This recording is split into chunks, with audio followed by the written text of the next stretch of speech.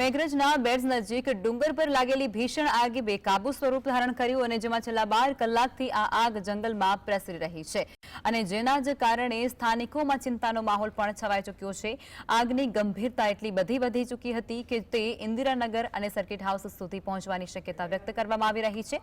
જો કે વન વિભાગને આ ઘટના વિશે હજુ સુધી કોઈ ખબર ન હોવાનું જાણવા મળી રહ્યું છે, તો બીજી તરફ સ્થાનિક બાળકોએ આગ પર કાબુ મેળવવાના પ્રયાસો પણ શરૂ કર્યા હોવાનો એક વિડીયો સામે આવ્યો અને જેમાં તેઓ પોતાની રીતે આગને ઓલવવાના પ્રયત્ન કરતા જોવા મળે છે।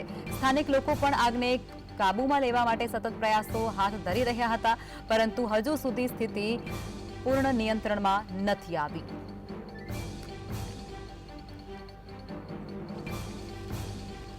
સંવાદદાતા રાકેશ ફોનલાઈન પર જોડાયા છે।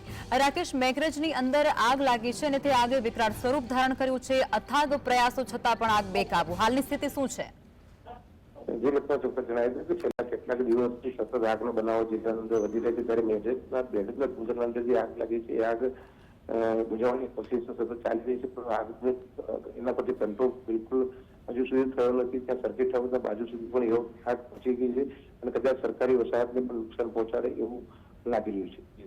રાકેશ, આ જે આગ લાગી છે તે રહેણાંક વિસ્તારો સુધી પ્રસરે તે પ્રકારની સ્થિતિ છે, એટલે ત્યાં કોઈ અલ્ટિમેટમ કે પછી કોઈ ગાઈડલાઈન જાહેર કરવામાં આવી છે લોકો માટે?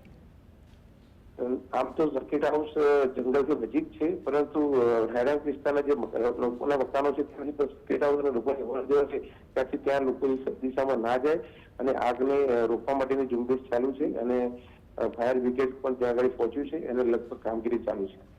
રાકેશ, ફાયર વિભાગની કેટલી ગાડીઓ ઘટના સ્થળ પર પહોંચી રહી છે અને પોલીસનો કાફલો ત્યાં પહોંચ્યો છે અને કઈ પ્રકારની ત્યાં અત્યારે કાર્યવાહી ચાલી રહી છે? આગને કાબૂમાં લેવા માટે કેટલો સમય લાગી શકે હજુ?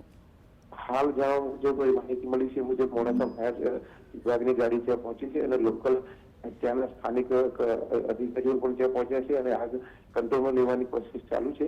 લગભગ વાત થઈ તે મુજબ હાલ અંકુશમાં આવી જશે એવું જણાવ્યું છે। જી રાકેશ, આભાર।